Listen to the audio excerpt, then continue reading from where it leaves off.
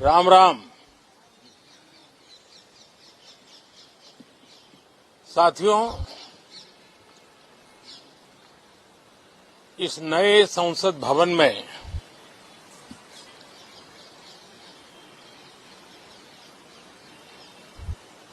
जो पहला सत्र हुआ था, उसके आखिर में इस संसद ने एक बहुत ही गरिमापूर्ण फैसला लिया था और वो फैसला था नारी शक्ति वंदन अधिनियम। और उसके बाद 26 जनवरी को भी हमने देखा किस प्रकार से देश ने कर्तव्य पथ पर नारी शक्ति के सामर्थ्य को, नारी शक्ति के शौर्य को, नारी शक्ति के संकल्प की शक्ति को अनुभव किया। और आज बजट सत्र का आरंभ हो रहा है, तब राष्ट्रपति द्रौपदी मुर्मू जी का मार्गदर्शन और कल निर्मला सीतारमण जी के द्वारा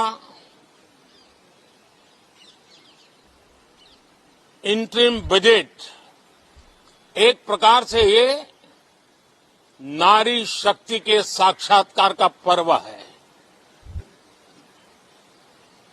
साथियों, मैं आशा करता हूं कि गत 10 वर्ष में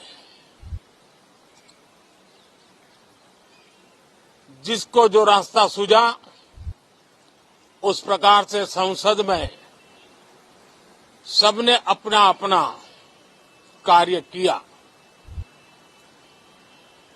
लेकिन मैं इतना जरूर कहूंगा कि जिनको आदतन हुड़दंग करने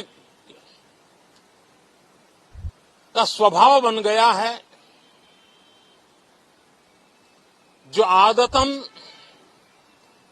लोकतांत्रिक मूल्यों का चीरहरण करते हैं,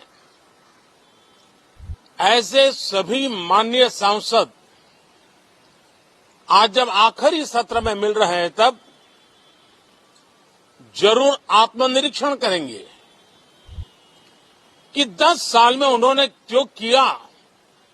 अपने संसदीय क्षेत्र में भी 100 लोगों को पूछ ले, किसी को याद नहीं होगा, किसी को नाम भी पता नहीं होगा जिन्होंने इतना हुड़दंग हो हल्ला किया होगा। लेकिन विरोध का स्वर तीखा क्यों न हो, आलोचना तीखी से तीखी क्यों न हो, लेकिन जिसने सदन में उत्तम विचारों से सदन को लाभान्वित किया होगा, उनको बहुत बड़ा वर्ग आज भी याद करता होगा। आने वाले दिनों में भी जब सदन की चर्चाएं कोई देखेगा, तो उनका एक एक शब्द इतिहास की तवारीख बनकर के उजागर होगा। और इसलिए जिन्होंने भले विरोध का किया होगा, लेकिन बुद्धि प्रतिभा का दर्शन कराया होगा, देश के सामान्य मानवीय के हितों का कंसर्न दिखाया होगा, हमारे खिलाफ तीखे से तीखी प्रतिक्रिया की होगी, उसके बावजूद भी मैं अवश्य मानता हूं कि देश का एक बहुत बड़ा वर्ग,